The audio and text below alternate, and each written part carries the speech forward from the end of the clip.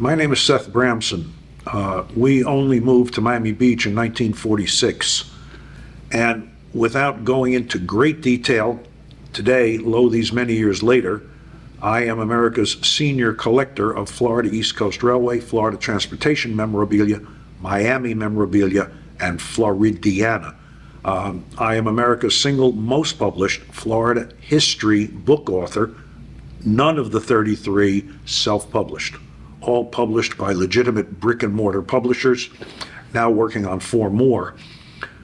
But among the superlatives of the Bramson archive is or are the largest collections of Black Miami memorabilia in white hands in the country, and more importantly for our visit today, I think, the largest collection of restricted clientele memorabilia in public or private hands in America. When it comes to greater Miami history, Florida history, the Florida East Coast Railway, but for our purposes, especially the history of the Jewish community, there is nothing more upsetting to me, and I trust that our audience will not be offended if I use some Yiddishisms here and there, because there's nothing more wrong, more upsetting, more terrible than Jewish people spouting off utter falsehoods about the history of the Jewish community. And I think that it's very important to note that, you see, in greater Miami, just like in much of the country, in Miami Beach, in Coral Gables, in Miami Shores, in Surfside, were there lots, in other words, individual pieces of property that were restricted? Yes, there were. In the deeds, it clearly stated that this property is not to be sold to persons of the Hebrew race, which was one of the terminologies, or of Semitic origin. They love to use that term because they didn't have to say Hebrew or Jewish. But I must point out to our viewers that please keep in mind that Miami Beach had 3 islands that were restricted. 2 of the 4 Sunset Islands were restricted by deed, no Jews on 2 of the 4 Sunset Islands, and the same thing with Lagorce Island. John Oliver Lagorce, who founded National Geographic, who was a good friend of Carl Fisher. And the whole Carl Fisher story has been so overblown. Oh, he was an anti-Semite. Well, wait a minute. There's a lot of a movement to that. And this is not the place for us to go into it.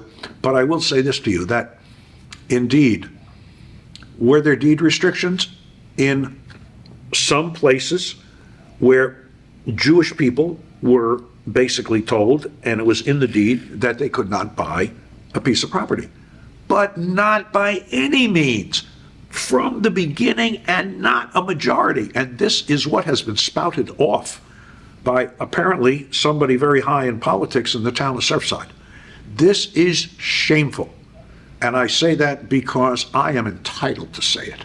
I'm the one who's done the research. I'm the one who wrote a book titled L'Chaim, The History of the Jewish Community of Greater Miami.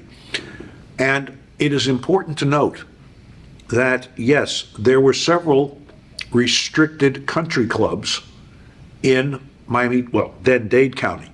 Yes, Surf, Bath, Lagorce, Bal Harbor, and Riviera. No Jews, all right? But contrary to what you, our viewers and listeners, may have heard, no, Miami Shores was never restricted. And I hope you're all sitting, because this will come as a terrible shock. Neither was Indian Creek. Now, you say to me, but Seth, how do you know these things? And my answer always is, I'm glad you asked. Because, ladies and gentlemen, I was brought in after I wrote 33154, the story of Bal Harbor, Bay Harbor Islands, Indian Creek Village, and Surfside, by the club. Indian Creek Country Club asked me to come in and write their history. And let me tell you, it was a wonderful experience. But, ladies and gentlemen, when I wrote the history, I was given the opportunity to read the charters of all of the private clubs in Dade County, private country clubs, including Westview, which, as many of our viewers know, was founded by Jewish people so that, quote, Jewish people would have a private club to participate in.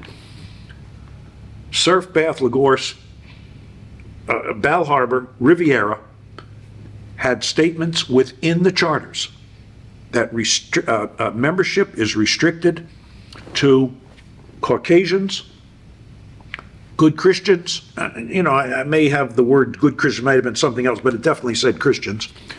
And that persons of Semitic origin or of the Hebrew race, they use the term race, may not be permitted to become members. That's not what it said in the charter, and that's not what it says in the charter. And everything has changed, of course. We know that many people who are Jewish, such as the Bramons and many others, live on Indian Creek today. But the original Indian Creek Charter, which I read and can quote from, said only two things. In order to buy property on Indian Creek or to belong to the club, you must be only 2 points: Caucasian and of good moral character. Nothing about religion. All right? And let me shock those who are viewing and were not aware of this. 2 of the first members who founded what would become Indian Creek Village were Jewish. So I think this is very important. Let me then focus on Surfside, because we became a town in 1935. The town, after becoming an incorporated municipality, had designs on incorporating Indian Creek Island. And you can read this in 33154. And I believe in my separate book, which is titled Surfside, that was when the town had asked me, and my publisher agreed, Arcadia and the History Press said, "Oh my God, Seth, yes, we think a book on Surfside would be fantastic." And so we did a separate Surfside book. So keep in mind, ladies and gentlemen, that yes, we moved to Miami Beach in 1946. And in October of 1950, Dad bought a house on Cecil Street on Biscayne Point. And so I grew up, the kids that I grew up with, there was no Bay Harbor Elementary at that time. They were from Surfside, from Bay Harbor, a few from Bal Harbor, from North Beach. Many of my friends, the Neros family on Froude Avenue, Surfside, and many, many, many others. And so I was able to get, because even as a kid I was interested. Well, we find out that when it became public knowledge that Surfside wanted to take over the island, Indian Creek, that's when they incorporated as a municipality, because they didn't want to be taken over. Now, let's get to the idea of the, quote, restrictions. It's very interesting because, yes, we moved, my late wife and I moved from Miami Beach, Treasure Island, we had her apartment and my house, over to Miami Shores in December of '81. So we've been in Miami Shores now 42 years. And I have to tell you that shortly after we moved, oh yeah, Miami Shores was a restricted club. No, it wasn't. Miami Shores was municipally owned by the municipality. It was never, ever restricted. Now, the stories, the fables, the fairy tales, or as we would say in French, Debunks. Oh, Surfside was restricted, Jews couldn't move. Ladies and gentlemen, nonsense. Utter, total, complete, absolute nonsense. A terrible falsehood, because that was never the circumstance or the situation here in our beloved Surfside. And I'm entitled to say our beloved Surfside because I became not only friendly with so many of the residents and people such as the Spector family, who owned Sheldon's Drugs, and their son Toby, Toby Spector, Toby's Toast of the Town restaurant up on Biscayne. Toby graduated, as I did, from the fabled School of Hotel Administration at Cornell University. That was my bachelor's degree. And so I am able to look at this factually, and the facts, not some story that's made up because I want to get votes. And people believe, no, don't believe it. Ladies and gentlemen, Surfside, the community, and you can look at the charter, which guess what, I did, says nothing about religion in the Surfside charter. The facts and the truth must be stated. And the fact is, and the truth is, yes, there were individual properties that had deed restrictions in Surfside, but also in Miami, Miami Beach, Coral Gables, basically all over the state, all over much of the country. But never was Surfside a restricted community where Jews couldn't buy property or stay in the hotels and motels. Were several of the motels in Surfside restricted clientele?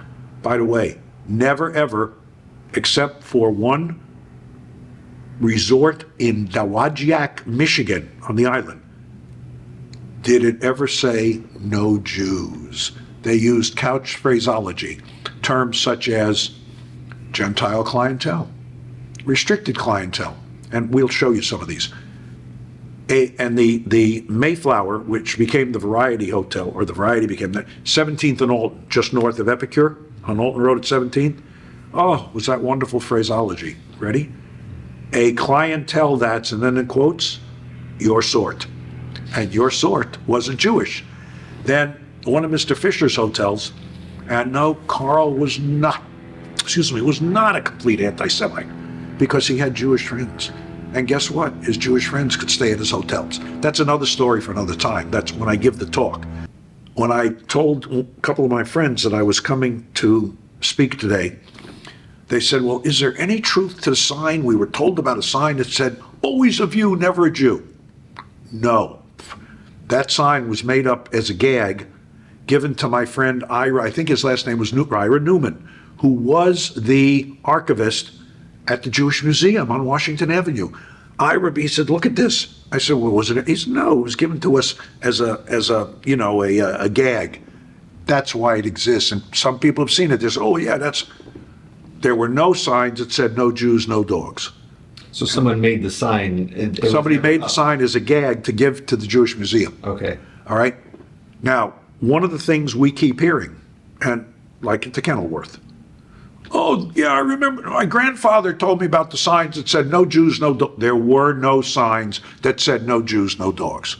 Now, there were about 7 hotels and a couple of apartment houses that did have signs that said no Jews. Yes. Never no dogs on the same sign. But my grandfather wouldn't lie. No, your grandfather's not lying. But remember what happens to many people as we get older. We embellish. And that's embellishment. And I have said to people, well, if you found the sign so offensive, then why didn't you take a picture? And you know what the answer always? Oh, who thought to take a picture? Guess what? I thought to take a picture. I thought to preserve the memorabilia. We want to make sure we understand truth and facts.